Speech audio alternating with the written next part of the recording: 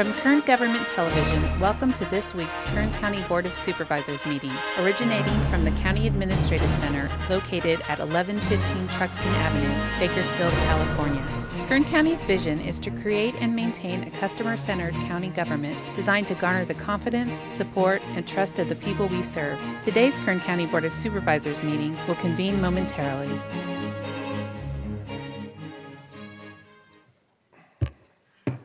Board to reconvene. Madam Clerk, please call the roll. Supervisor Gleason. Here. Supervisor Scribner. Here. Supervisor Maggard. Here. Supervisor Couch. Supervisor Perez. Here.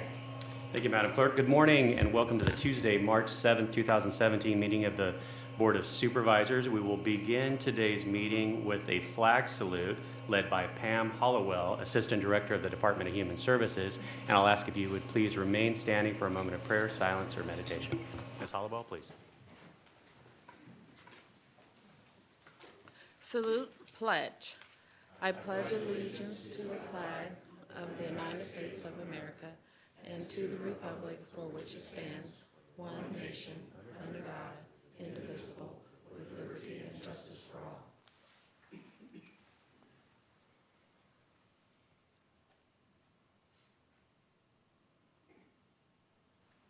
Thank you. Please be seated.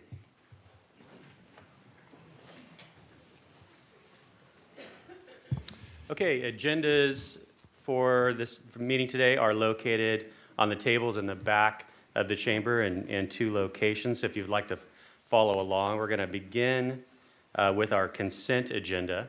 All items listed with a CA above the item are considered to be routine and non-controversial by county staff. Consent items will be considered first and may be approved by one motion.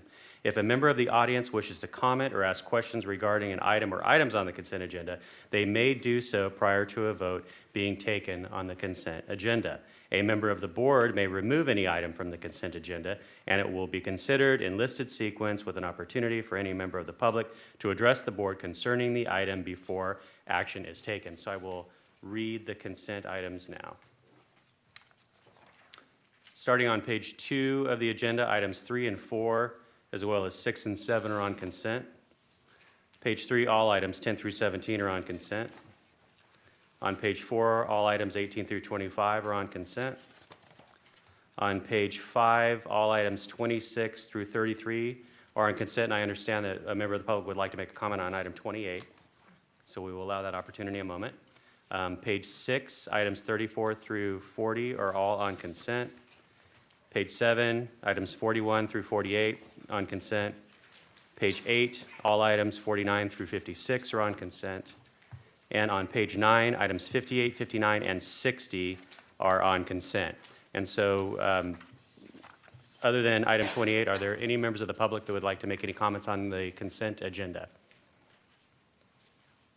Mr. Fox, I understand that you want item 28. Is that the correct item? Okay.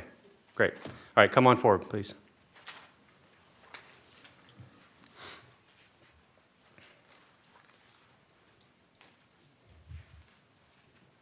Go ahead and introduce yourself. Yeah. Good morning, Chairman, members of the board. I'm Dennis Fox. Item 28 will be heard more in, I guess, next month. But I would like to make a comment on it. It has to do with the trees. We have tons of dead trees in this county, and they need to be removed. And not only for the fire hazard, but for the water.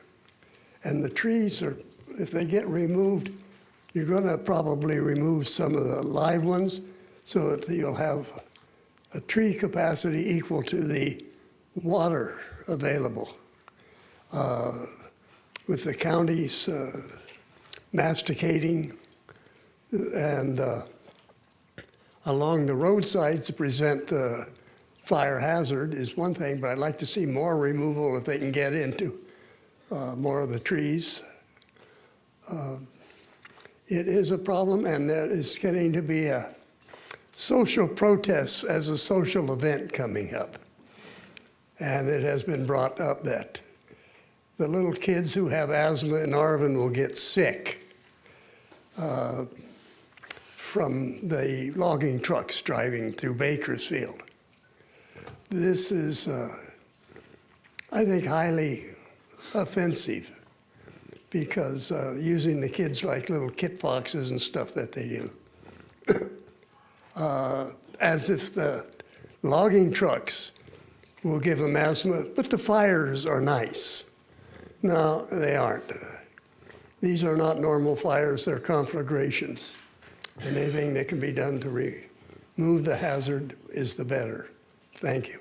Thank you, Mr. Fox. And this item, just for clarification for the public that don't have agendas, this is a continuation of local emergency due to the tree mortality situation that we have. Okay, I'll return to the board for any comments or a motion.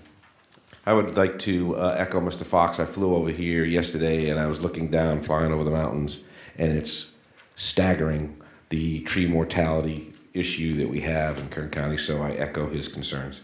And I'll make a motion on consent agenda. Second. Okay, we have a motion and a second. Please cast your votes. The motion is approved, 4 ayes, 1 absent. Supervisor Couch.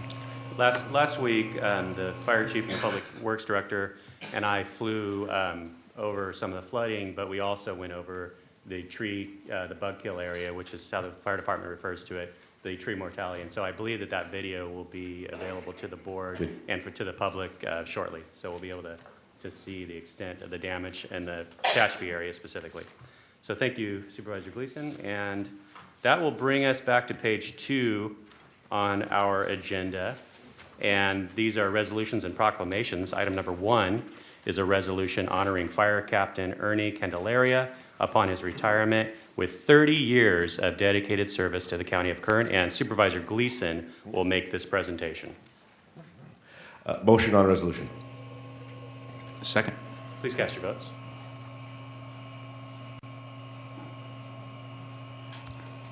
Please reconfirm your vote, Supervisor Perez.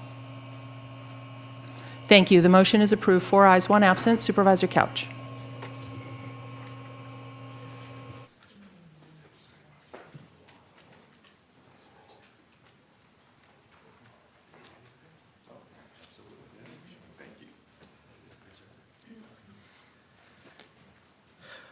A bittersweet day today. We prize our fire department in so many ways, and the reason we do it is not the work that they do, but the people that they are, and the qualities that they bring to the game.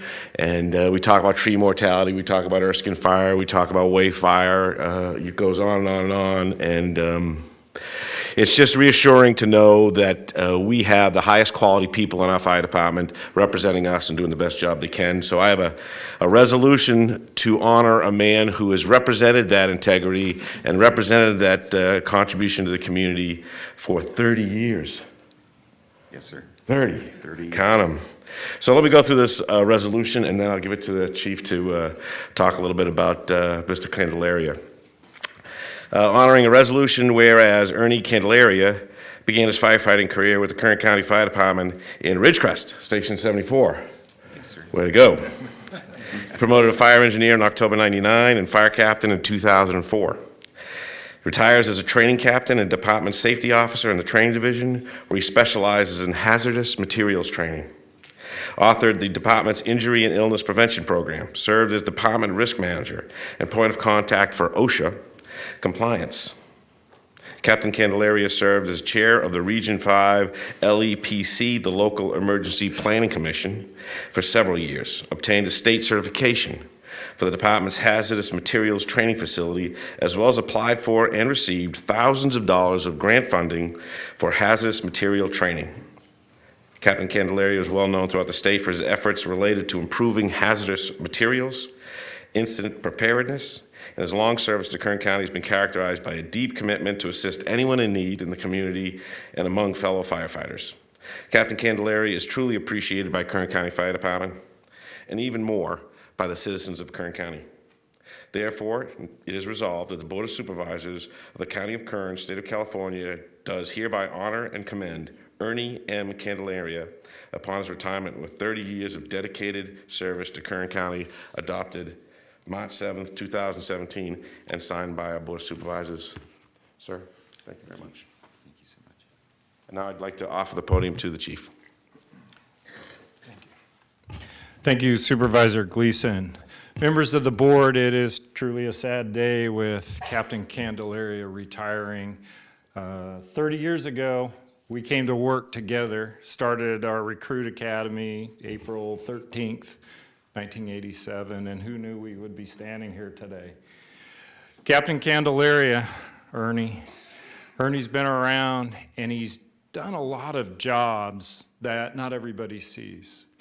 Most of the time we think about the fire department, we think about fire stations, fire engines responding to structure fires, wildland fires, medical aids, vehicle accidents, but Captain Candelaria dedicated most of his career in what we call special operations, hazmat, aircraft rescue and firefighting, USAR, and all of those programs that are vital to keeping our citizens safe. And working in the training division, a lot of programs that we needed to get developed, implemented, and maintained, Ernie did it. And he will truly be missed as he goes into his retirement, but he served the citizens and he served the county well. So Ernie, from the bottom of my heart, goodbye, good luck. We're gonna miss you. Thank you. Thank you, Chief. Thank you.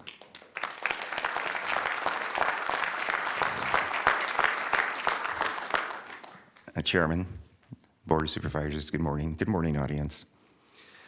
I'd like to take this opportunity to, first of all, thank Chief Marshall for the award. Also, special thanks to Steve Long. I believe Steve was behind on this as well. And thank you, Steve. I would also like to thank the Chief's support staff for the support that they gave me for all of the programs and projects that I actually encountered.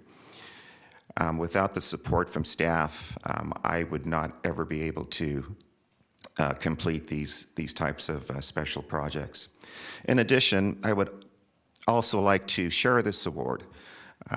As we all know, it takes a team player, and I'm sure we've heard this many, many times over and over. It takes a team to accomplish any great feat that you have on your plate. And I have had experienced many projects in the past, but without the support, again, from Chief Marshall staff all the way down to the training division staff, the Tracy Garvers, the Tina Downings,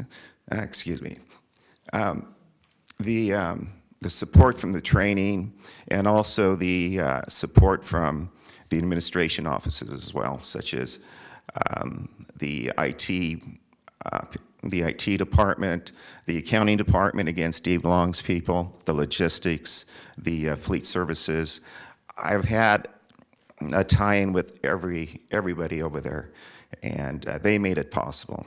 So it's to you that I share this with. And again, thank you for your time.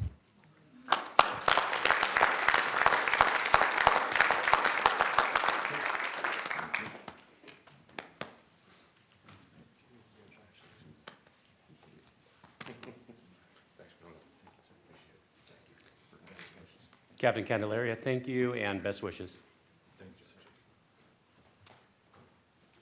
Next on our agenda, item number 2 is a resolution honoring Tommie L. Jones, Department of Human Services, upon her retirement with 38 years of dedicated service to the County of Kern.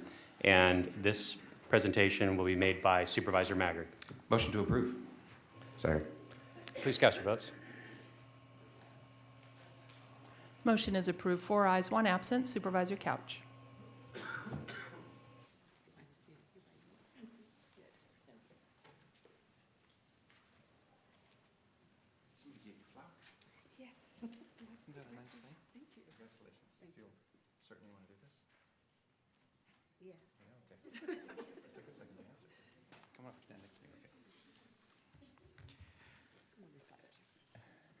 Look at the pretty flowers that she has this morning.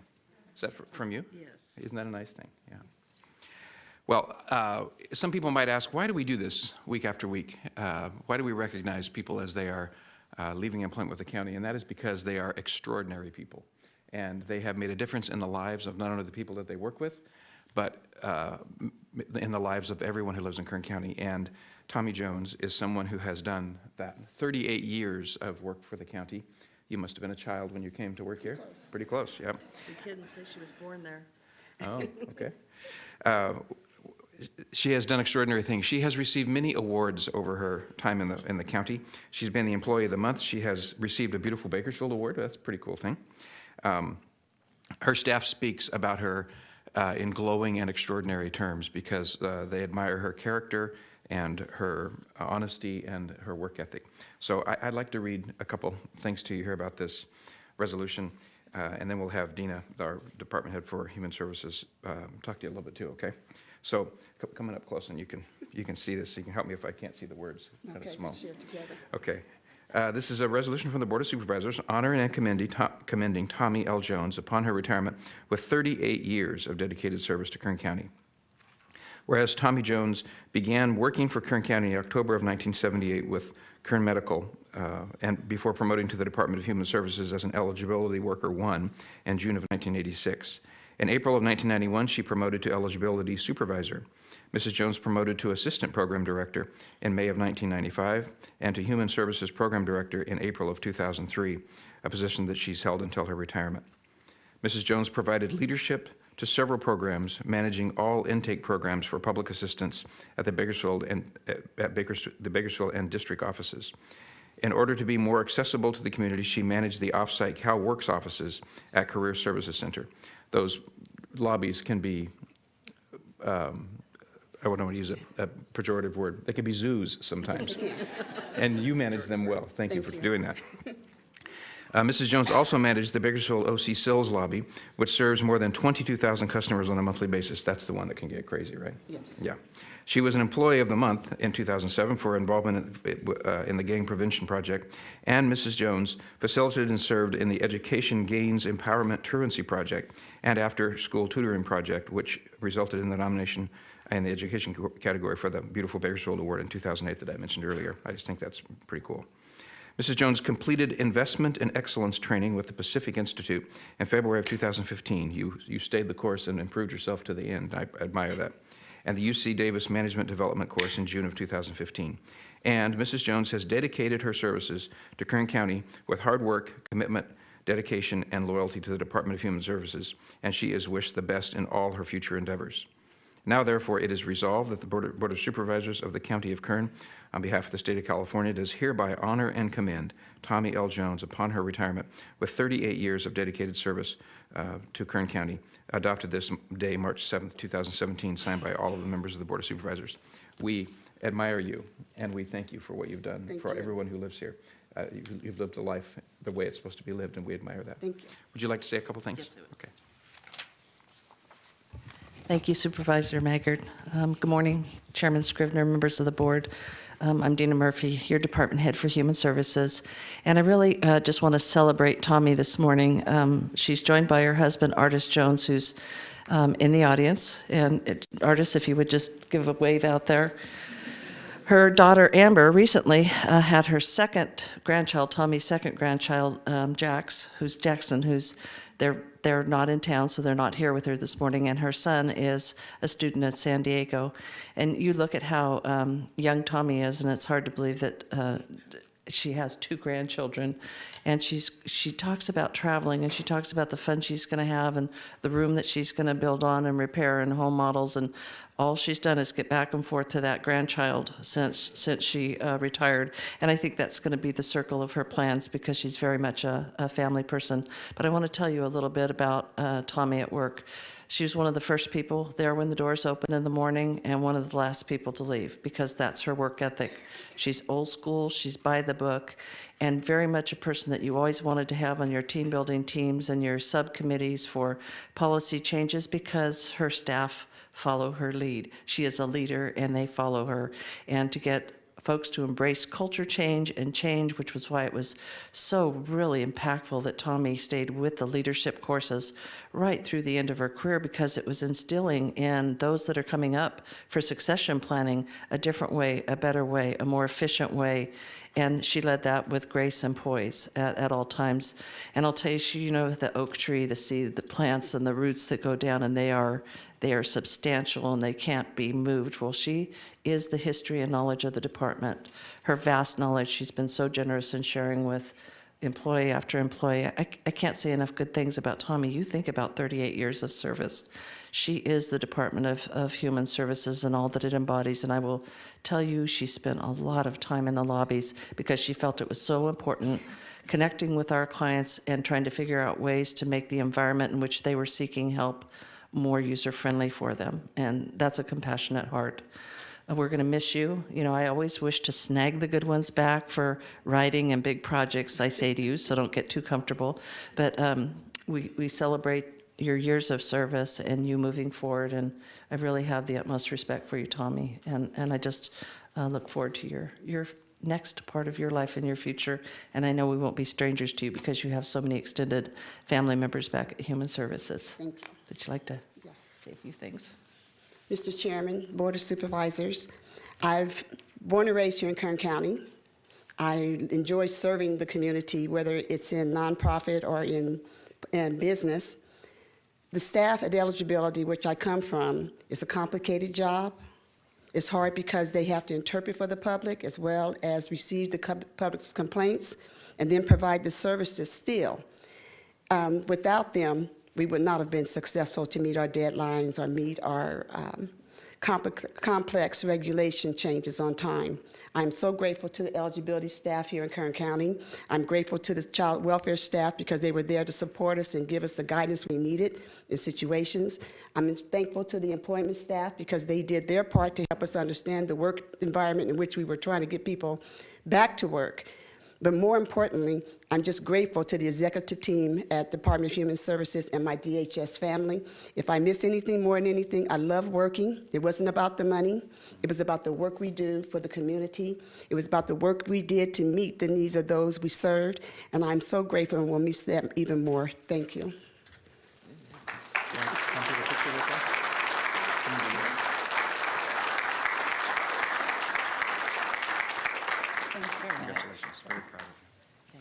Ms. Jones, congratulations on your exceptional career, and we wish you the best. Thank you so much.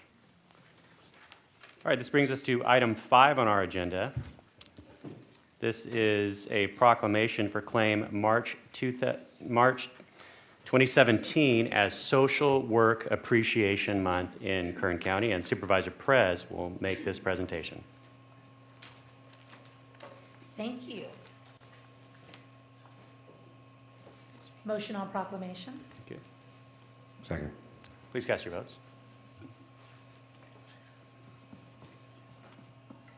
Motion is approved, 4 ayes, 1 absent. Supervisor Couch.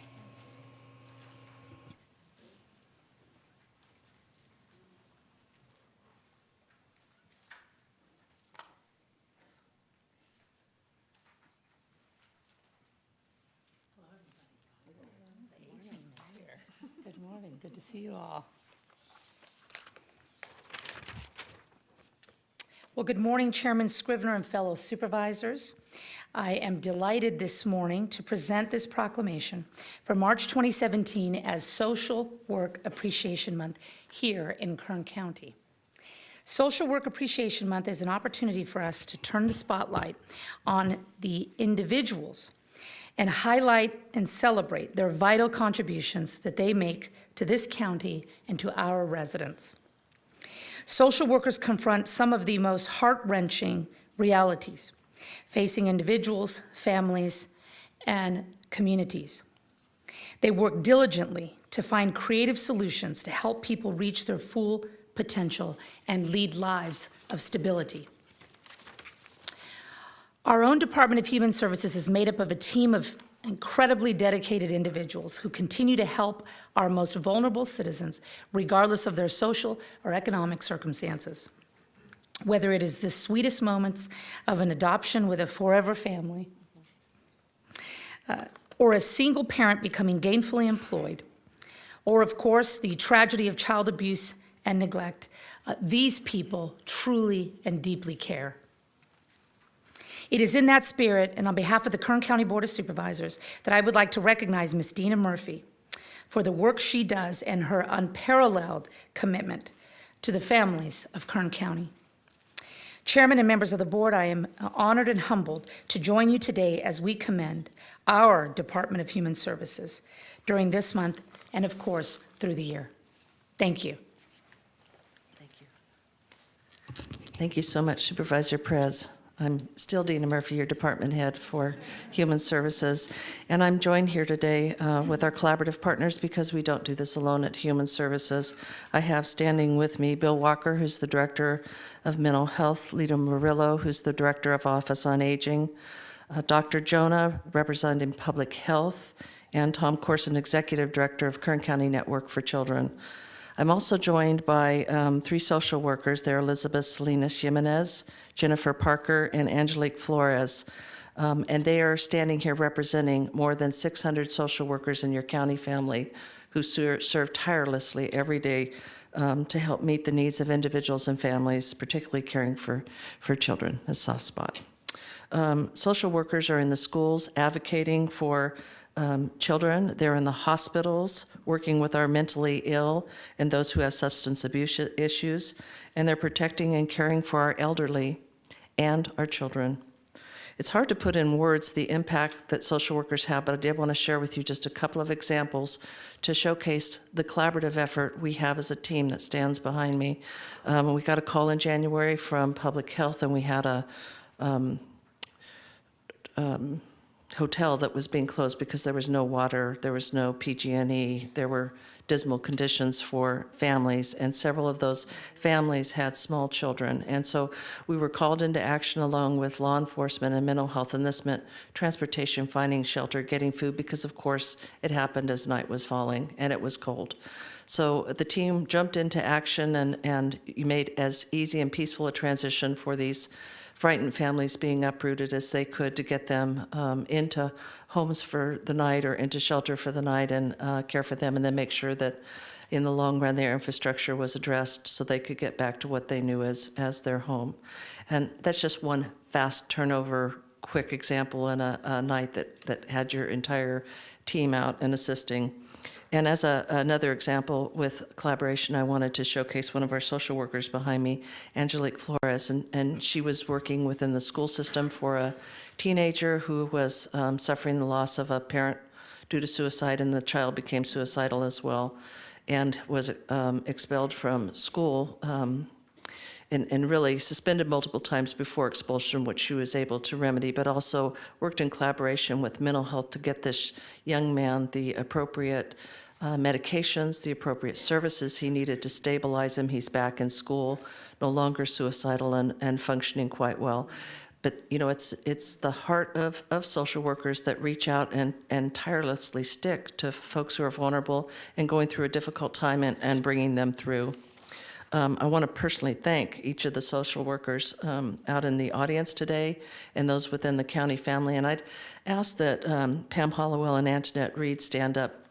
They're the Assistant Directors of Human Services. They lead the majority of social workers in Kern County, the large numbers of them. And both of them are social workers and grew up as social workers in the social worker family, and now lead with demonstrating, you know, valor and such pride in what they do on a day in, day out basis, but compassion for the needs within our community. I'd just like to thank you also for your recognition of the social workers this month and next month and what they do on an ongoing basis to help within the community and recognize the diverse partnership that we have that leads to all the positive outcomes that we have, because the majority of them are positive. And Tom Corson from the Executive Director over Network for Children will be coming forward in the next month along with some of your collaborative partners to demonstrate just what we've done in process improvements through our SIP in the last few years. And I think that will be meaningful for you to not only see the collaborative efforts that have taken place, but those outcomes. And we'll look forward to sharing that with you in the future. And thank you. Which of the ladies is Angelique?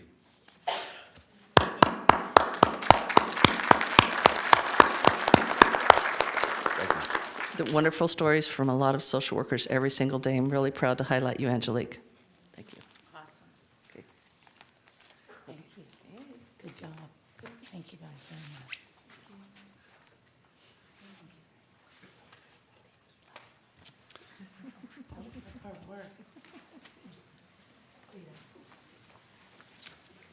Thank you all so much. Next item on our agenda is public presentations. This portion of the meeting is reserved for persons to address the board on any matter not on this agenda but under the jurisdiction of the board. Board members may respond briefly to statements made or questions posed. If you'd like to make a public statement, we'd ask you to please come forward and state your name and ask that you observe our 2-minute time limit.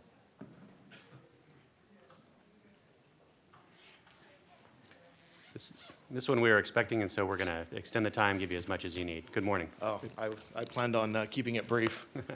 My notes consist of about 3 words. Good morning, supervisors. My name is Rob Purdy. I'm with the Valley Fever Americas Foundation, and I came to ask for your support in the form of a resolution.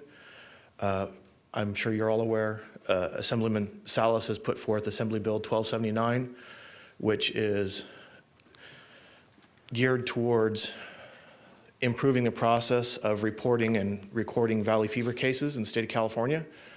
Valley Fever is already a reportable event in the state of California, so we believe that this bill and all additional possible funding that could come forth towards either a vaccine or a cure would be appreciated within the county and would help streamline the processes already in place. We, as Kern County residents, we're already in the epicenter of the Valley Fever world. And the county has also already been, and it continues to be, the heart of Valley Fever research and moving the ball forward. So I would ask that you could put forward a resolution supporting Assemblymember Salas and AB 1279. That's it. Mr. Purdy, thank you very much for coming forward today. I'm going to now turn to our CAO, Ryan Alsop. I know we have some information regarding the board support for this particular bill. Mr. Alsop, good morning. Good morning. What would you like to know? Well, I believe that your staff has been working on a draft board letter for us to support AB 1279, and so if you could ensure that that is on our agenda for next week, I'm sure the board would like to consider support for this bill.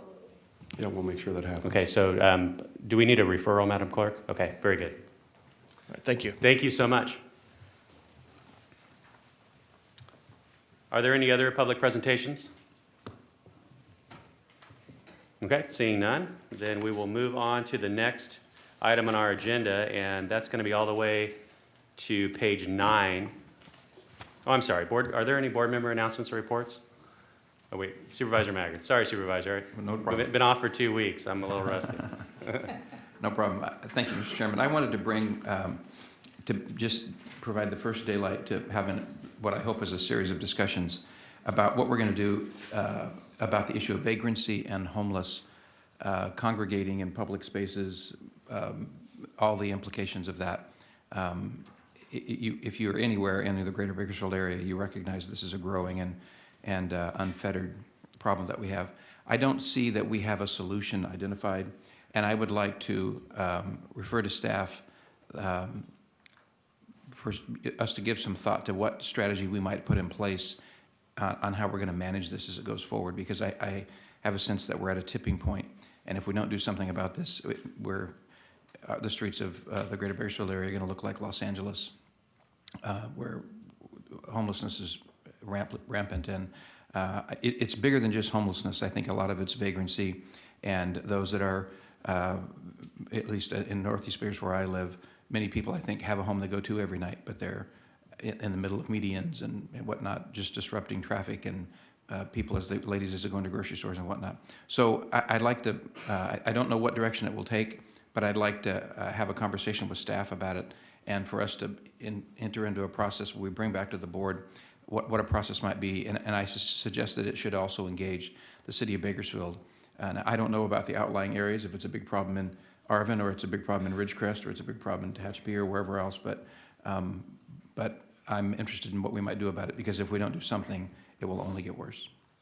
Can I jump in there for a second, Supervisor Maggart? Thank you. I know that the vagrancy record that was done in January, they measure every January according to state laws, and the vagrancy in the Kern River Valley has gone from 14 to 26.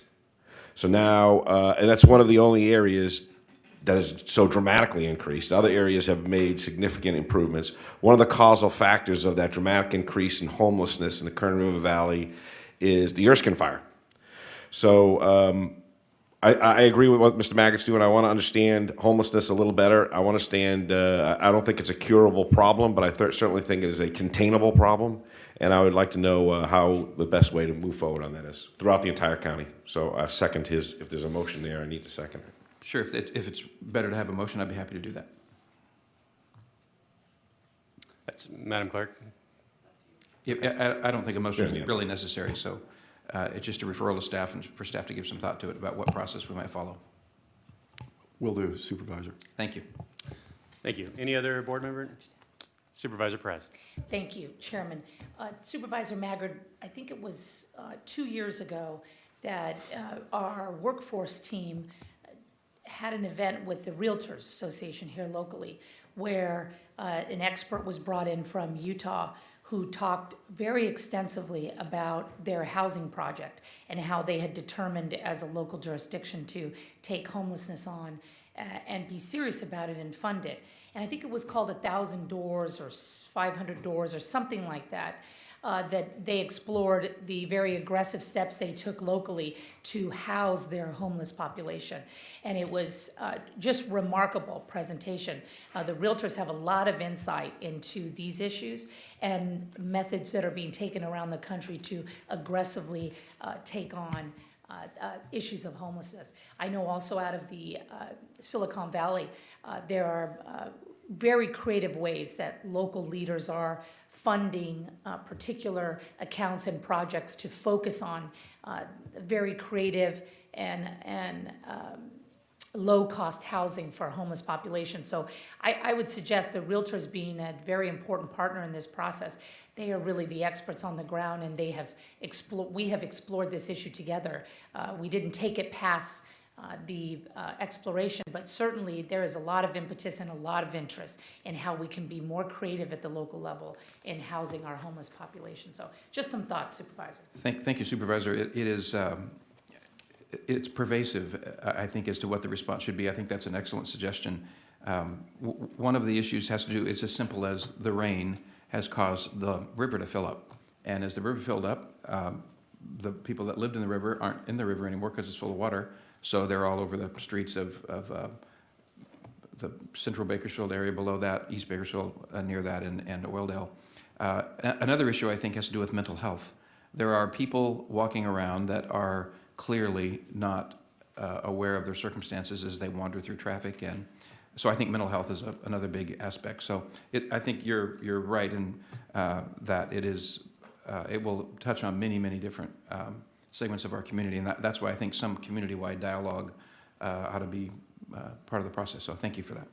Thank you, Supervisor. It is striking to me how many jurisdictions are really doing aggressive action to address these issues with holistic impact on the mental health issue, because that's clearly a primary matter for many, if not most, of our homeless population. But there are jurisdictions really doing a lot here in a bipartisan, post-partisan, just really aggressive action on the ground, which is very encouraging. And so there are models out there, Mr. Alsop, that we can implore and utilize here if we're serious. And I certainly think that we are. So thank you. Thank you, Supervisor. Any other comments? Okay, seeing none, now we'll move on to page 9 on our agenda, item 57. This is a request, this is under the Kern County Sheriff's Department, request approval to award Securus Technologies as a successful vendor to provide an inmate telephone and video visitation solution for the Sheriff's Office detention facilities and enter into contract negotiations. And we have Chief Shelley Castaneda with us. Good morning, Chief. Good morning, Chairman Scrivener, members of the board. Shelley Castaneda, Chief Deputy with the Kern County Sheriff's Office. This morning, the Sheriff's Office requests your board's approval to award Securus Technologies as a successful vendor in response to a request for proposals and enter into contract negotiations for a new inmate telephone system with associated services and a video visitation solution for the sheriff's detention facilities.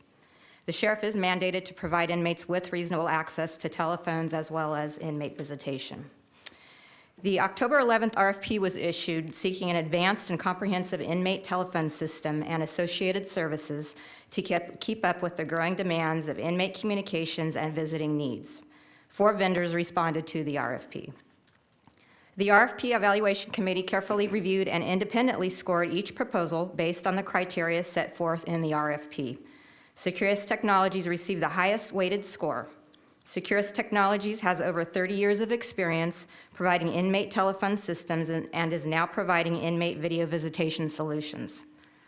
Video visitation enables inmates to have more access to their families while making the facility safer by reducing the opportunities for contraband to be brought into jail grounds or into jail facilities. Securus proposed a $3.6 million in revenue over the course of the next 3 years. These funds will be applied directly to the Inmate Welfare Fund per California Penal Code Section 4025. Securus Technologies has an exceptional transition and implementation plan. The Sheriff supports the RFP Evaluation Committee's recommendation to award the contract for services to Securus Technologies.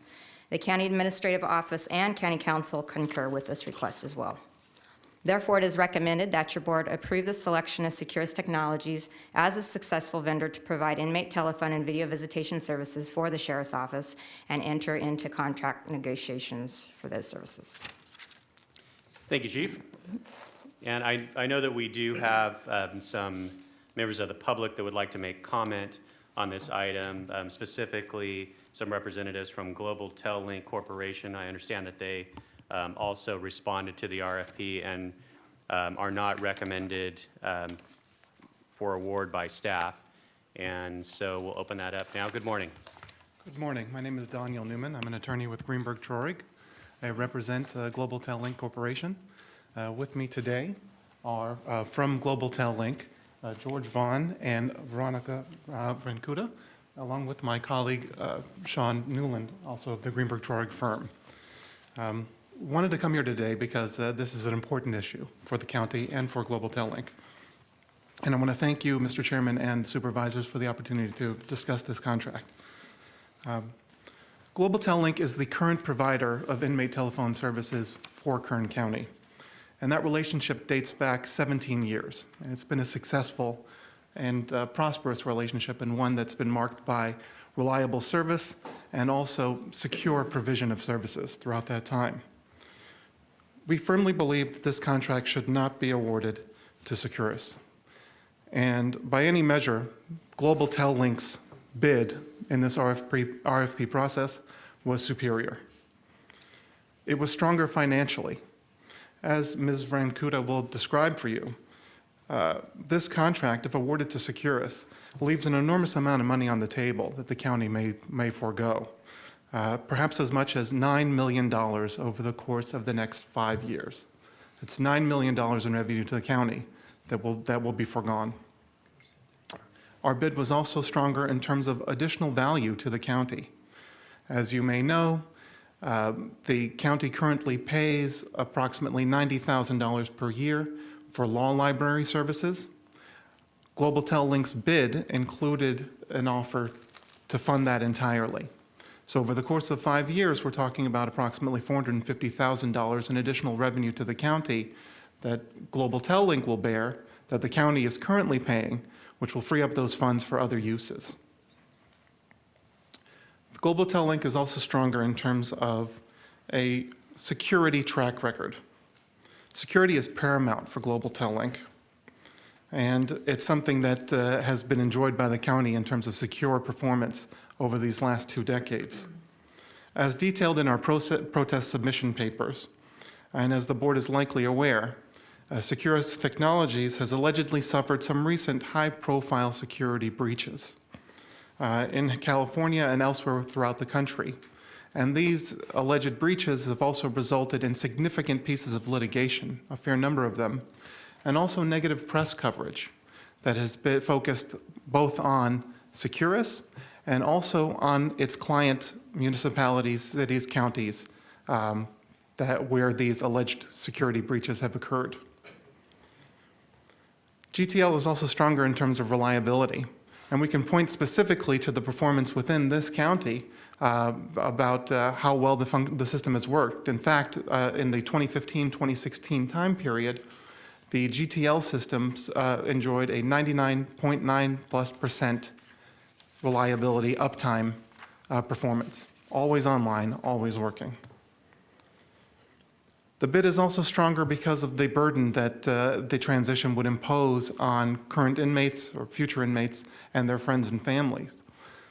A transition necessarily means a switchover of equipment, of systems, of services, and that also means that all those monies that are on deposit cannot be accessed. And where a typical inmate will be in custody for perhaps less than 2 weeks, that 30-year period would mean, the 30-day period of inaccessibility would impose significant hardships during that transition time.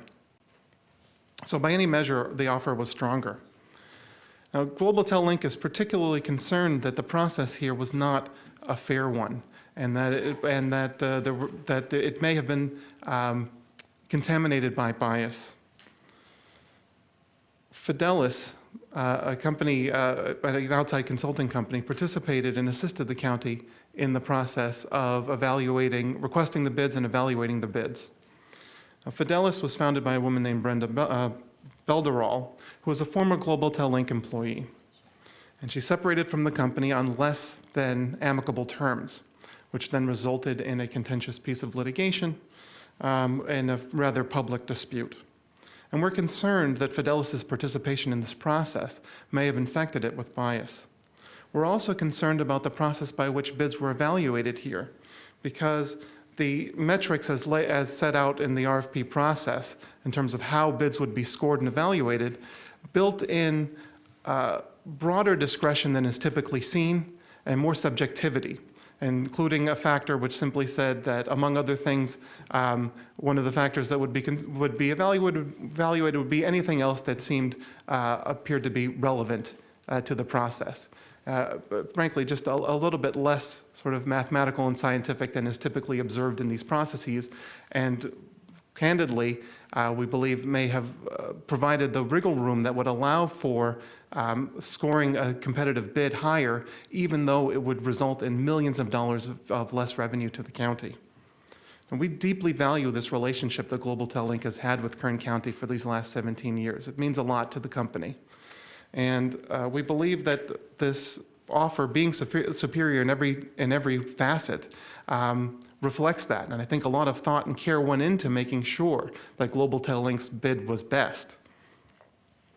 And we really ask that, well, candidly, we believe that the contract should go to Global Tel Link, but at a minimum, we ask that the board take the opportunity and the time to really evaluate and study these bids. And we would like to make a supplemental submission of information for your evaluation that will detail in greater depth specifically how it is that millions of dollars will be lost to the county if the bid goes to Securus. We also understand that this process has been more accelerated than a typical one, and it's certainly been faster than one we typically see because of the impending expiration of Global Tel Link's contract with the county. And we understand that's put some pressure on people to move quickly.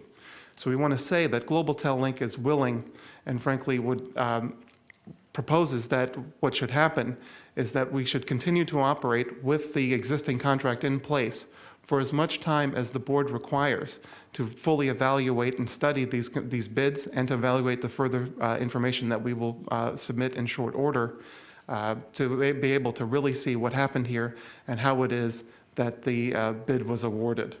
And I just want to thank you again for your time. And with that, I want to briefly turn it over to Ms. Francuda, who is here specifically to speak to the financials and can break down precisely how it is that so much money would be left on the table. Thank you. Mr. Newman, thank you very much.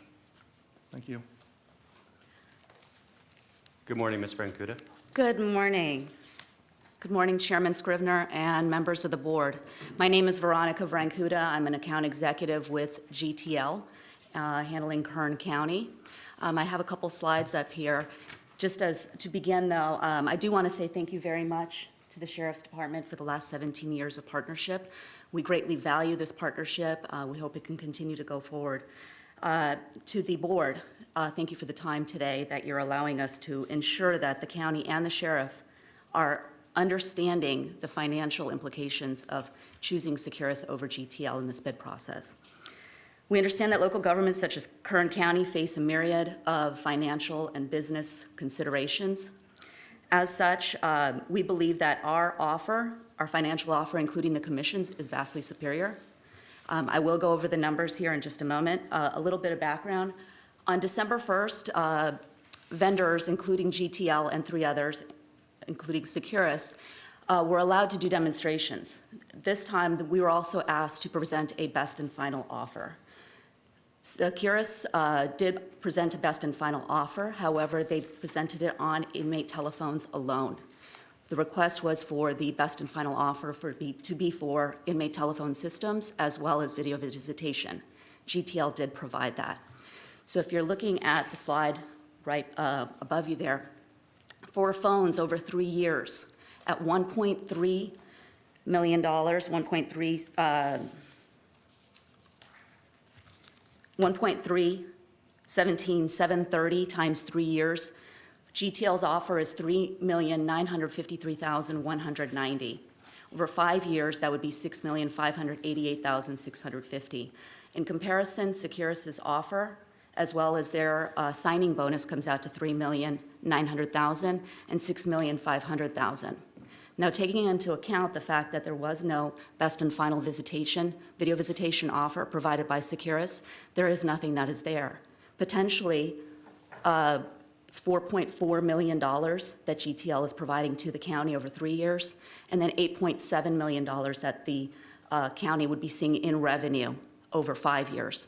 That would not be seen from Securus's offer. In addition to that, GTL's offer, best and final offer, as well as our initial offer, did propose and did include law library access.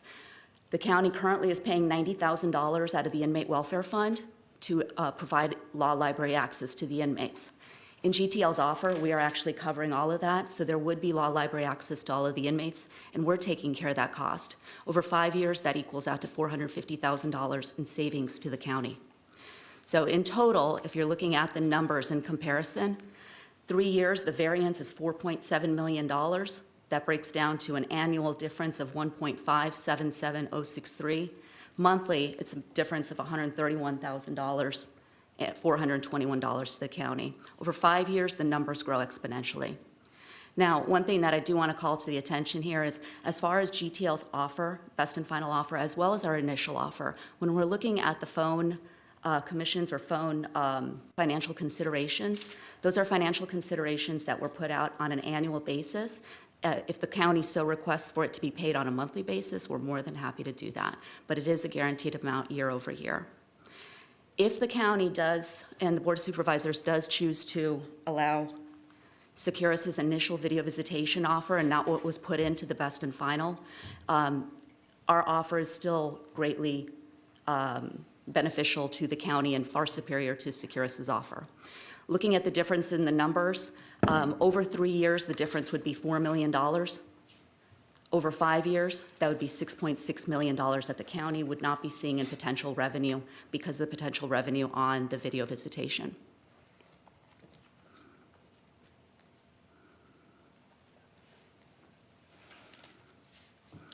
In summary, GTL's fully compliant best and final offer was a potential $9.2 million in revenue to the county over the next 5 years, or roughly $1.8 million per year. If we look at both the compliant offer and the non-compliant offer that was put about on December 1st, we're looking at $6.6 million that GTL would be bringing into the county, or would be providing potential revenue to the county over the next 5 years, or roughly $1.3 million. As Mr. Newman stated earlier, we are prepared to extend the contract so that a thorough evaluation, additional research can be done into the proposals that have been presented to the county. Thank you so much for your time. Thank you. Are there any other comments from GTL? Okay, seeing none. I'll first ask if there are any other members of the public that would like to respond. I know that our staff are going to ask for them to respond to it, but any other members of the public, please come forward. Chairman, can I ask them a quick question? Yes, you may. If you all could take a seat in the front row. Who would you like to ask a question of? About the law library. Yes. How would that work exactly? Currently, we have it down here at the Superior Court. How would that work? The legal law library would be accessible through the video visitation units. Additionally, there are some value adds that we did offer that were not offered by Securus, and that includes 800 tablets. And the law library would be accessible by the inmates on the tablets. It's a fully tested system. It's up and running in several counties throughout the United States. It's not something that is we're just thinking that it may work. We know that it's working and running. Got it. Thank you. And it would be, I apologize, through LexisNexis is who the provider would be. So that includes California treatises, case law, federal law, et cetera. Yeah, that's a very expensive service through LexisNexis, so that's top of the line. In California, LexisNexis is the official publisher of all of the case law, so that they would have the access to the very best out there. Very good. Thank you. Absolutely. Thank you, Ms. Francuda. Good morning. Good morning, Mr. Chairman, Supervisors. My name is Joshua Conklin. I'm with Securus Technologies. Thank you for the opportunity. Could you spell your last name for me? Yes, ma'am. Conklin. Thank you for the opportunity to speak today. I'm not going to speak specifically to the wide array of accusations and allegations here today. Suffice it to say that, in our opinion, this RFP process looked a lot like many of the RFP processes that we go through, and we think that a thorough evaluation was done. In reference to the numbers up there, I'm not sure where a lot of that stuff came from, but we also offered LexisNexis as a solution for law library. We also offered video visitation, and we also included it in our BAFO offer, so I'm not real sure where a lot of that stuff came from. But your purchasing organization, I think, did a really good job of evaluating things, and just financials were presented here today to you. There's a whole wide array of services. The inmate telephone system is a vital part of keeping your community communicating with their loved ones on the outside.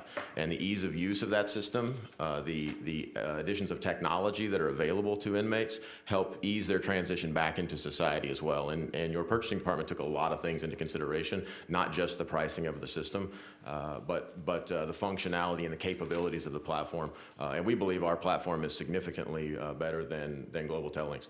In terms of the security issue allegations, I don't know how many letters we can send to Global Tellink and their attorneys to cease from saying the things that they've been saying, but they're just not true. I've prepared a document that I'll provide to your purchasing department that responds in detail to each of the allegations that they've put out there. We appreciate the opportunity to present to you today, and thank you very much for your time. Excuse me. Supervisor Perez? Thank you. Can I ask you a question? You said you weren't going to comment on the accusations, which surprises me a bit. But are you just saying they're completely false? They are absolutely false, yes, ma'am. If we want to go, would you like me to address any of them specifically? The security breach? Yes. Sure. So the security breach that they're referencing was highlighted by an internet news article where some call records were taken from a company called Guarded Exchange. We purchased Guarded Exchange after that happened. First of all, the records were not hacked; they were stolen. It's been turned over to the FBI for investigation, and we ended up purchasing the company Guarded Exchange after that incident has happened, and since then have adjusted their security policies to make sure that those types of thefts can't happen again in the future. But to assert that we were hacked is really unfair, because that's absolutely not true. We've never been hacked. Okay, so what's the difference between hacked and stolen? Someone who was authorized to access the system went into the system and took information that they weren't supposed to take, so they committed a crime. Hacking means that the system had some sort of a security breach within the platform, and that someone went into the platform and was able to get around our security protocols, and that's absolutely not true. If you have an authorized username and passcode to get into any system, your Gmail account, for example, if you know the username and passcode, you can get into it. That's not hacking it. Hacking it means you got around that security protocol. Got it. That's helpful. Yes, ma'am. Thank you. You're welcome. That's all. Okay, thank you, Supervisor Perez. And Mr. Conklin, thank you very much. Okay, I'm going to ask if staff, either from the Sheriff's Department, Chief Castaneda, or anyone from purchasing would like to respond. Thank you, Chairman Scrivener. In regards to the prior security issues alleged to have occurred with Securus, back in December of 16, we did receive information about the reference security breaches occurring with Securus. As a result of that, we actually, at your board's approval, extended the GTL contract to March 26. It originally was due to expire on January 26. We extended it out to March 26 in order to allow us to send out a third addendum requesting very specific responses on any prior litigation matters that have occurred with each of the 4 vendors that put in for the RFP. If I can provide that packet for you, and in this packet, just for your information, it has the addendum number 3 that we sent out to all the vendors.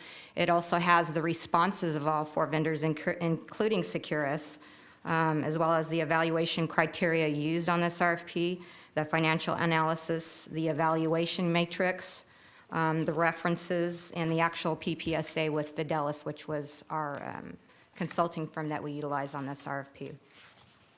As a result of the addendum and the responses that we received, we thoroughly vetted all responses to the questions, including the ones from Securus. We consulted with County Council and Sheriff's staff, and we were satisfied with the responses provided by Securus.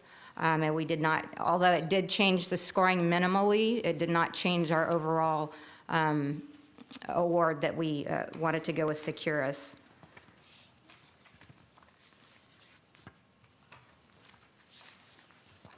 We did also gather some references that hadn't been gathered prior to that point, and also took into consideration references received from each of the vendors. Fidelis, as was mentioned, is a consulting firm that assisted us on the technical aspects of this RFP.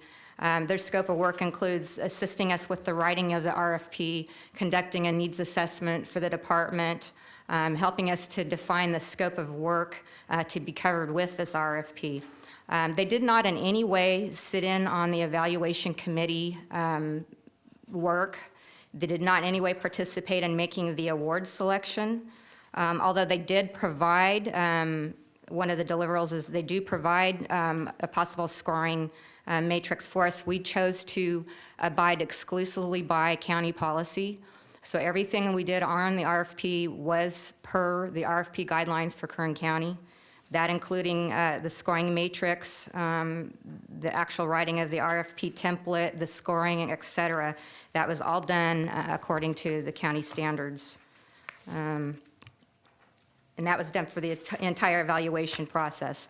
The referenced employee that was a prior employee for GTL, she had no financial interest or gain in selecting any of the 4 vendors.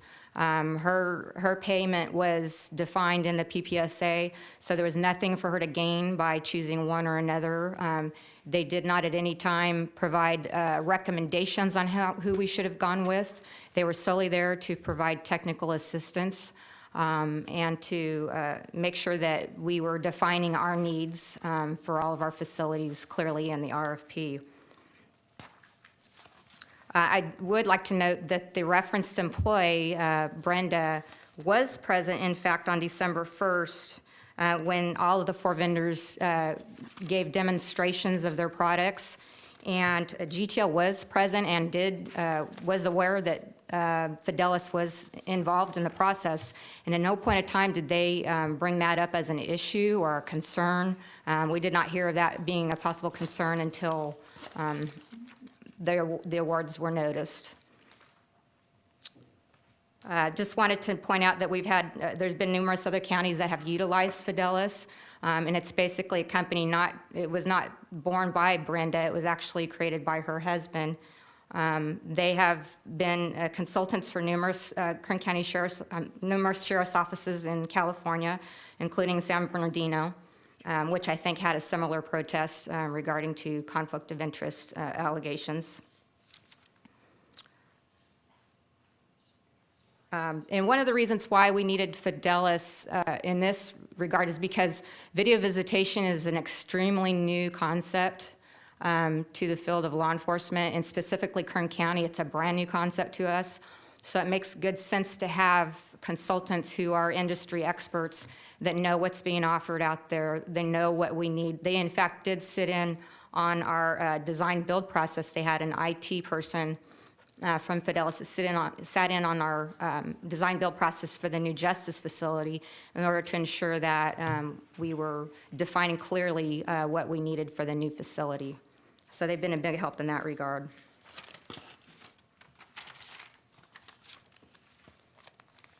One of the protests that was submitted to your board, Securus, GTL's concern was that Securus did not have a FedRAMP certification. And my understanding is FedRAMP is a federal certification program which involves the secure management of cloud technology specific to video visitation. And it should be pointed out that none of the 4 vendors, including GTL, currently possess FedRAMP certification. So GTL would also be disqualified based on their own protests. Moving forward, the chosen vendor in this case would be required to obtain that FedRAMP certification prior to our systems and implementation with the new vendor. So I just wanted to point that out as well.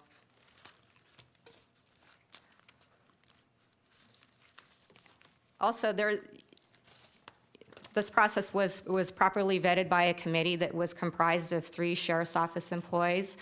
Brent Curry from the COO's office was involved in the entire process, as well as a member of the probation department. So we felt that it was a clean, good, policy-abiding process. We took every measure to ensure that there weren't any conflicts with Fidelis by basically keeping them out of the evaluation process itself. So I have Sergeant Misty Billington here also, who was the lead on the whole evaluation process for the Sheriff's Office. So if you have any questions specific to the scoring or to the evaluation process, she would be ready to handle that for you. Thank you, Chief. Supervisor Perez. Thank you, Chairman. Can I ask you a question, Shelley? What is your opinion as to the assertion that our current vendor would save us a significant amount of money? Well, Misty can maybe answer that a little more clearly than I, but a lot of those, the money that can be realized from certain contracts have to do with how much we're charging our inmates. So as an example, I believe GTL wanted to charge $8 for 30 minutes on a video visitation. That would be the charge for the inmate. In contrast, I think Securus's rate for video visitation was $5 for 30 minutes. So depending on what you're charging the inmate is how much we're going to gain as far as profit. And that's something that we have to be real cognizant of, because there have been other counties that have come under great scrutiny for excessively high charges on inmate phone and video visitation. And in fact, the FCC recently has defined more clearly what those rates are. And so that, I think overall, the goal was to get the best value, which not only takes in consideration, in this case, the money we can realize from the contract, but also, is it a fair contract, and does it do everything we need it to do, and does it fulfill the needs that we have for our facilities? So it's not just the dollar value that we're looking at. Obviously, it's a very complicated system. Thank you. Supervisor Gleason. Thanks, Chairman. Okay, my job, in my thought, is to make sure that the process you went through is fair. If I can sit back and with confidence say that I've looked at the overall process that we went through and you guys made your decisions the way you made them and you did it a fair way, then I'm okay with the decision you made. I can't make your decisions for you, and I trust that you are the best people to make the best decisions.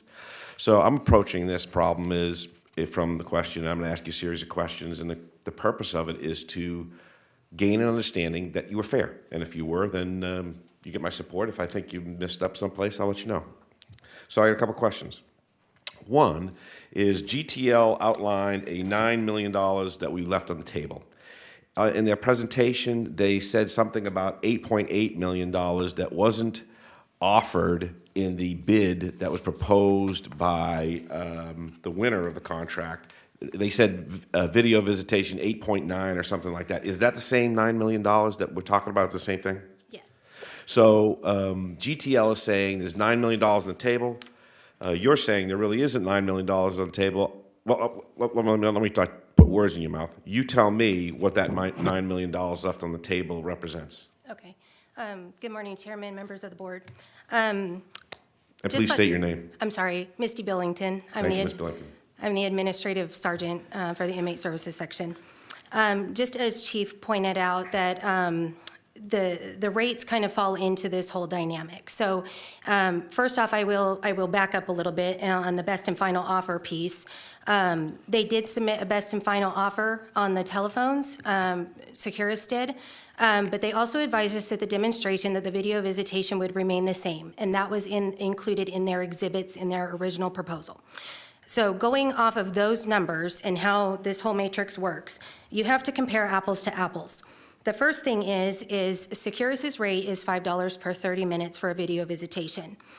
We had asked them to start us out with 22,000 visits and then progress to 300,000 visits as we implement the full video visitation system into all of our jail facilities. That is going to be a phased-in approach. It is not immediate. The first facility that would actually have video visitation would be the new Justice Facility, which isn't even slated to open until the end of this year. So in looking at both of their presentations on their video visitation pieces, both vendors for year one took into account 22,000 visits for their first year. The second year, Securus took into account 100,000 visits. The third year, 200,000, fourth and fifth year, 300,000. Those numbers we don't know for sure because we don't know exactly how many inmates we're gonna have visits for. So they took kind of more of a progressive approach as, you know, the 100, 200, 300,000. On GTLs, they started with 22,000 for the first year, but they did 300,000 for years 2 through 5. So if I'm comparing apples to apples, and I use Securus's numbers at the 22,000 and then 300,000 for years 2 through 5, we are only looking at about a $2.2 million difference. It's not $9 million if you are calculating at the $5 rate for both vendors. The only difference is GTL's commission rate was a little bit higher. So that's where that $2.2 million comes in. So you really have to look at the differences between the cost to the inmate and then exactly how they did their matrix. So when we found that, I mean, 2.2 million is pretty comparable. However, on the 3-year projection that they put up, where they were 3.95 million and Securus was 3.9 million. Those were very comparable, and that's what the evaluation committee took into consideration. They compared those two because the rates for the inmates were approximately 19 cents and 21 cents per minute. In comparing those two, they both had very, very similar commission rates at 86% for Securus and 86.3% for GTL. So they were very, very competitive. However, in the evaluation criteria, the rates and the commissions only accounted for 15% of our overall RFP. So they were very competitive, but it does not come out to the 9 million. Thanks, appreciate it. I get it. We're not talking, it's orange to oranges, apples to apples, and that's what the source selection team did, try to boil down the numbers to analyze them in a comparative scale. I appreciate that very much. Mm-hmm. Could you tell me who was on your source selection team? You don't have to give me names, but I mean categories of how many people were on it, and give me an understanding of the composition of the source selection team. Okay, we had 3 individuals on our evaluation committee, one from the CAO's office, one from probation, and one from the sheriff's office. And that is standard with county policy? That is correct.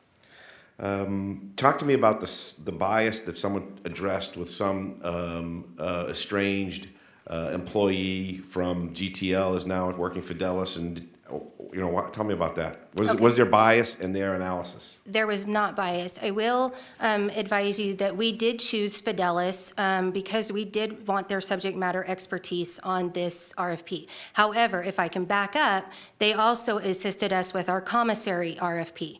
We were very pleased with the product that they produced for us, and therefore we asked them to be a part of this RFP as well. The one thing is they are subject matter experts in this field. With us having a brand new facility and us just implementing VBS, it was very, very insurmountable that we had all of the technology that we needed, but that we truly understood what that technology was supposed to be. Brenda does work for Fidelis. Her husband started the company. She actually separated from GTL in 2013. So it's been, a few years. When we put them into contract, it was 3 years at that time.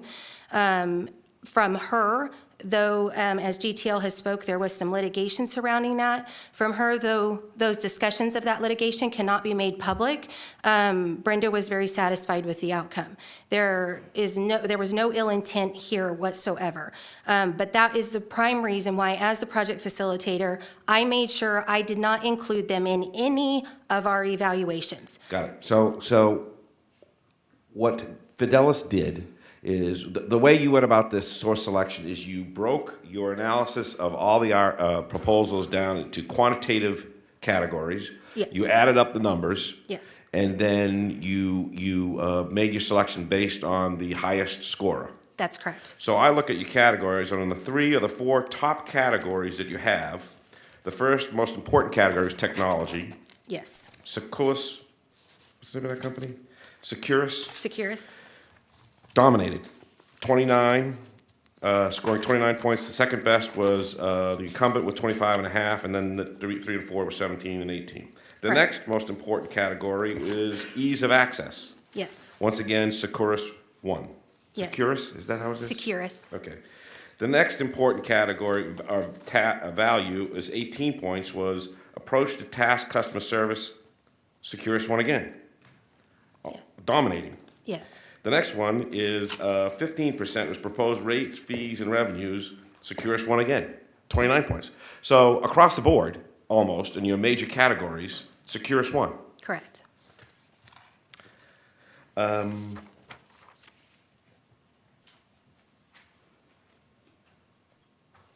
have no further questions.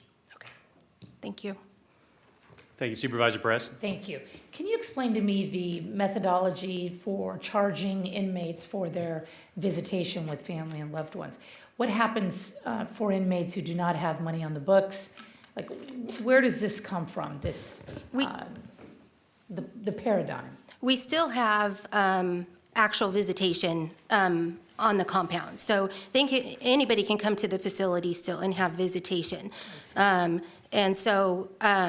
With that, they can schedule their appointments, they can come in, there will be a public center where they can, after they've scheduled, they just go in, they get a phone, a handset, and they have a normal visit.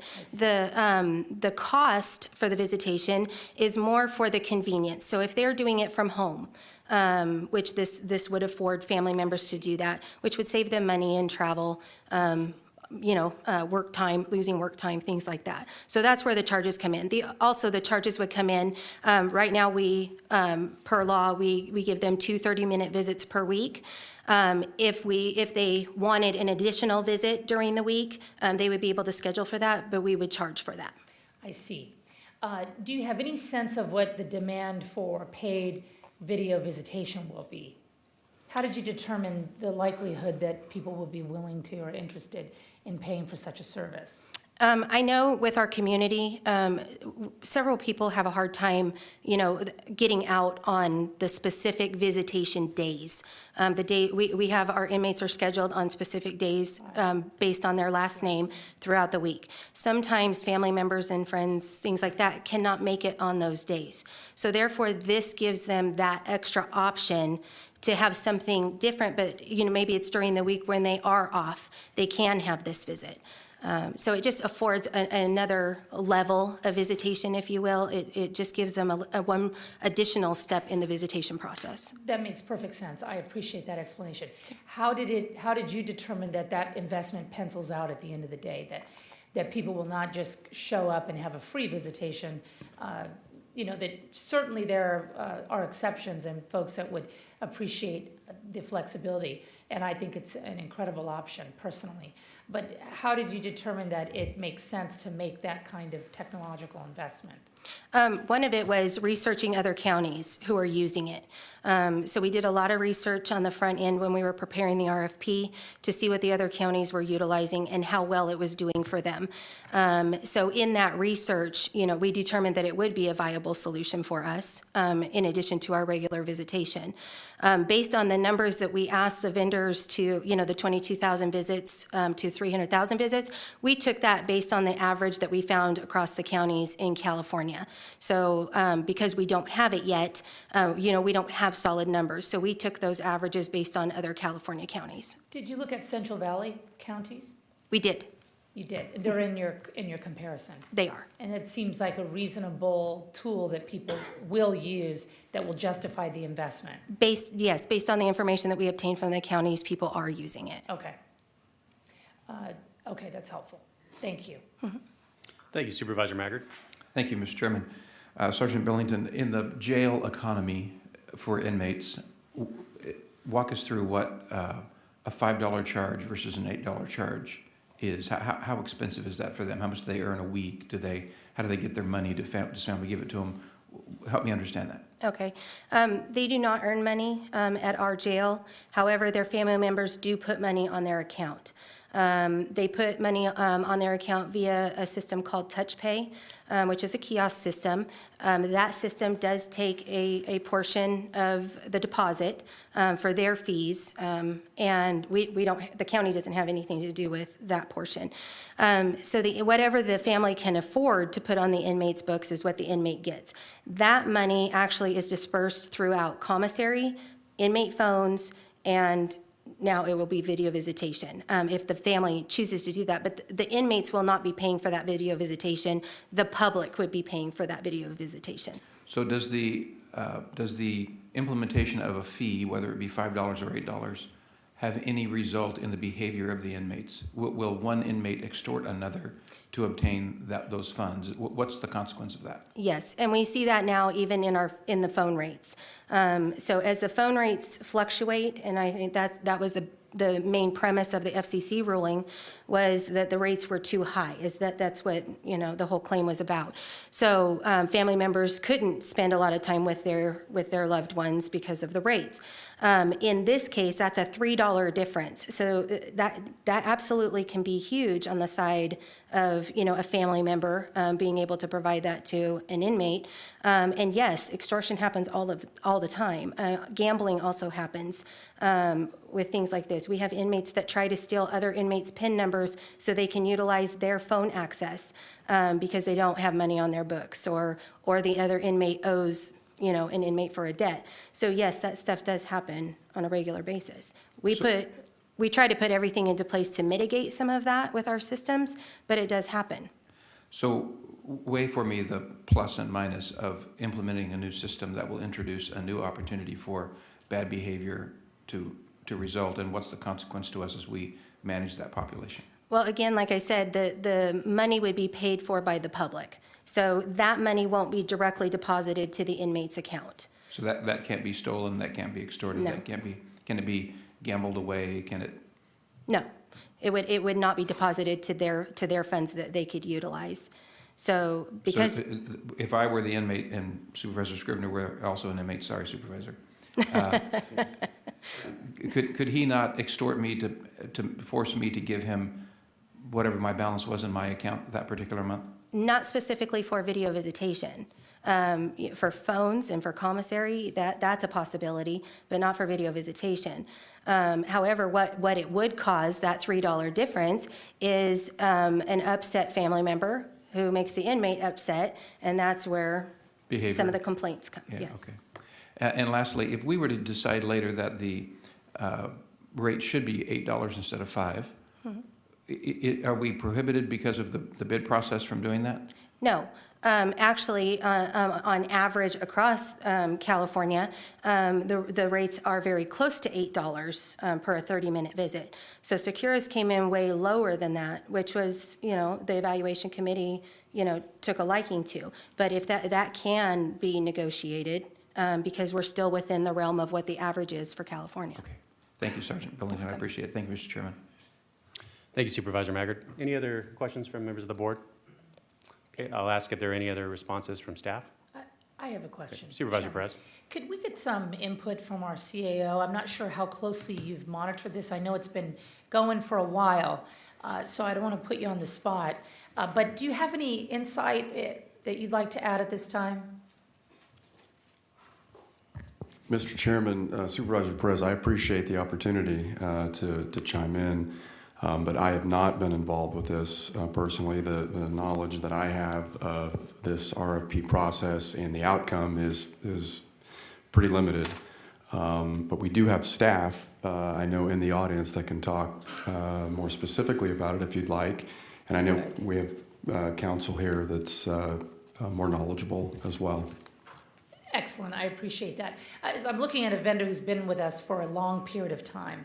We have a sudden change. I'm hearing different allegations of numbers that frankly, we cannot really parse through effectively here, or at least I can, I should speak for myself. So I'm trying to understand what's going on, and I'd like some input from folks that, can talk to me at the 30,000-foot level, if you will. There's no question that our staff has done an incredible job in the weeds and the details. They're clearly devoted and capable. But I'm curious your sort of outside input, if you will. Somebody.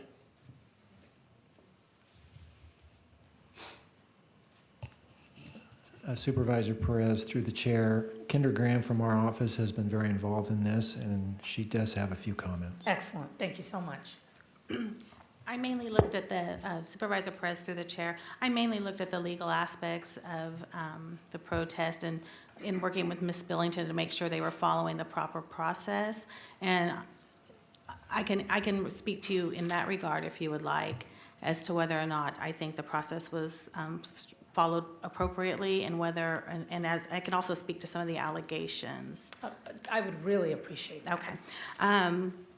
First of all, in working with Sergeant Billington, I am convinced that they did follow the proper county process and procedure. I think that they were very concerned and diligent in doing so.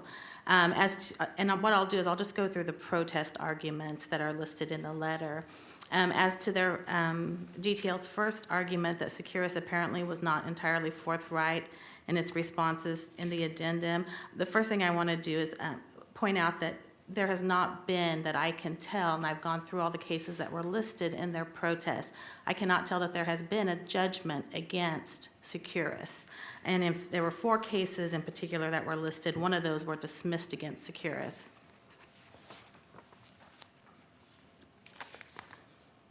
If you want more details about those specific cases, I can certainly go over those. In regard to the allegation that Securus apparently does not hold a FedRAMP certification, I believe Sergeant Billington's already answered that question, that none of the bidders had the FedRAMP certification, but they are required to by the time they start implementing the program.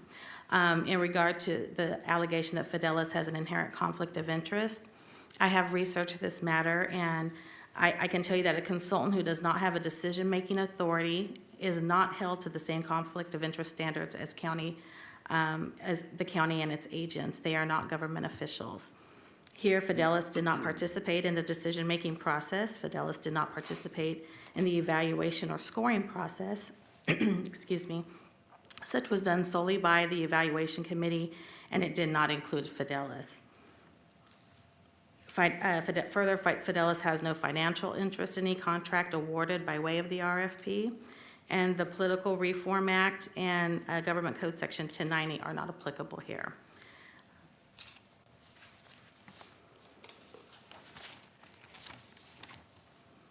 Okay, in regard to their last allegation that bidders were not instructed with sufficient specificity how their bids would be scored, and the process was therefore ripe for impermissible subjectivity, I would just like to reiterate that the Sheriff's Office followed the county RFP process, and they're very limited on what they can actually change. The RFP itself sets forth what the criteria is, which includes that they may consider any other criteria they deem appropriate and give it the weight that they wish.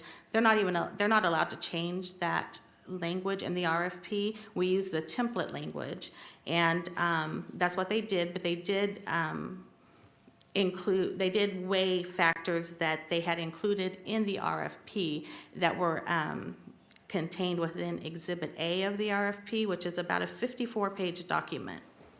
Excuse me.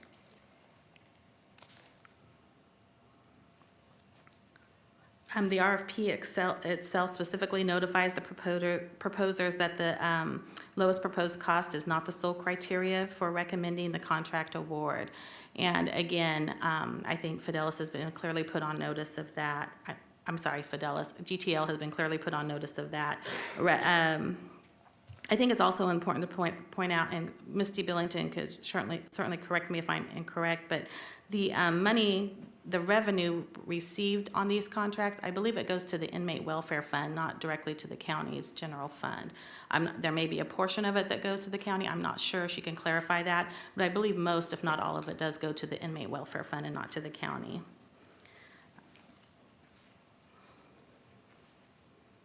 The process that was followed is a county process that has been in place for numerous years and that all county departments follow. And I do not see that the Sheriff's Department varied from that process. I think that's all I have. Unless you have a more specific question, I'm happy to answer it. Ms. Graham, thank you very much. I will ask Ms. Billington to come up. You can confirm that in regards to the inmate welfare program. I saw you nodding your head, but let's get it on the record. Yes, that is correct. All of the revenues from this contract will go directly to IWF, not the general fund. Okay, thank you. Any questions about that from members of the board? Okay, just for my 2 cents. First of all, Sergeant Billington, excellent work on this. I can tell that you know this backwards and forwards, and so really appreciate your input in this hearing.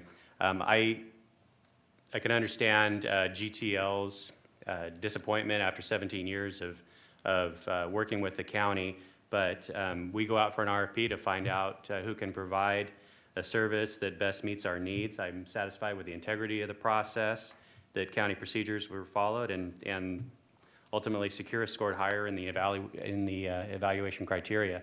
And so I'm going to support staff's recommendation. I'd look to the board for a motion one way or the other. Yes, sir. Supervisor Gleason. Ms. Castaneda, could you come up and repeat the recommendation you're looking for, the motion you're looking for?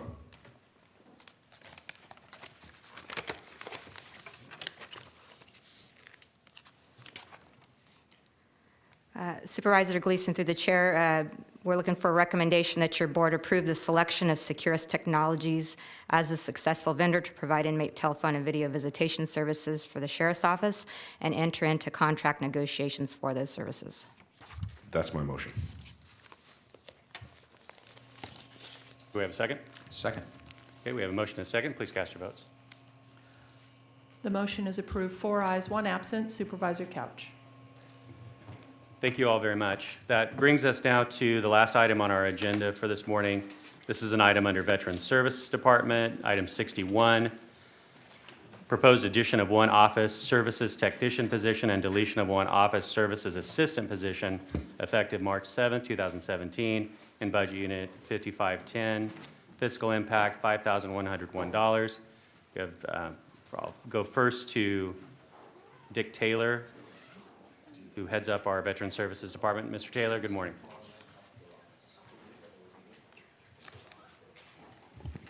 Good morning, Chairman Scrivener, members of your board.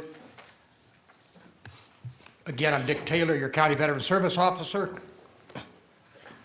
That other chair out of the way. The Veteran Service Department requests that your board approve the proposed addition of 1 Office Services Technician, OST, item 3275, and deletion of 1 Office Services Assistant, OSA, item 3280. The proposed addition deletion will result in cost of $5,101. The increase in cost will be mitigated by the savings achieved from holding 1 funded Office Services Assistant position vacant since the start of the 2016-17 fiscal year. In addition, the department will no longer be reliant on temporary staff to fulfill these duties. The department will be able to absorb the proposed reduction in fiscal year 2017-18 due to a decrease in temporary staff expenses and future staffing realignments. The department will also be expanding on its partnerships with other county departments and private businesses, as well as seeking additional grant funds to increase departmental revenue. The department has the need for an OST position in order to meet our current service demands, specifically for the reception area. In addition to the veterans scheduled for appointments, reception staff responds to a high volume of calls and assists all walk-in clients. The department currently relies on temporary staff, which requires permanent staff to provide continuous training. Considerable training and experience is required for this position due to the complexity of both the U.S. Department of Veterans Affairs and the California Department of Veterans Affairs processes and procedures. The inability to hire a permanent OST position will negatively impact the department's ability to serve the veterans of Kern County. With only one dedicated permanent clerical staff in our reception area, veterans will experience longer wait times, unanswered phone calls, and additional duties transferred to our veteran service representatives who are already scheduled to assist veterans for more than 30 days in advance. The County Administrative Office concurs with this recommendation. Therefore, it is recommended that your board approve the proposed addition of one office services technician position and deletion of one office services assistant position in Budget Unit 5510, effective March 7th, 2017, and refer the matter to the Human Resources Division to amend the department positions and salary schedule. And I might add, I am joined today by Josh Danens, our Veterans Service Manager, and we stand ready to answer questions your board may have. Thank you, Mr. Taylor. Are there any members of the public that would like to make comment on item 61? Okay, seeing none, I'll return to the board. Supervisor Maggard. Thank you, Mr. Chairman. Mr. Alsop, you concur? We do concur and thank Mr. Taylor for his service. Motion staff's recommendation. Thank you. Second. Please cast your votes. I'm sorry. Do it again. Let's do that again. Okay, please cast your No, I votes. didn't have everybody's vote in. Thank you. The vote is approved. 4 ayes, 1 absent. Supervisor Couch. Thank you, Madam Clerk. That brings us to the conclusion of our business this morning. We do have some items to consider in closed session, items 62 and 63 under the County Administrative Office, as well as items 64 and 65 under County Council. So I'd entertain a motion to adjourn to closed session. We have a motion. We are adjourned.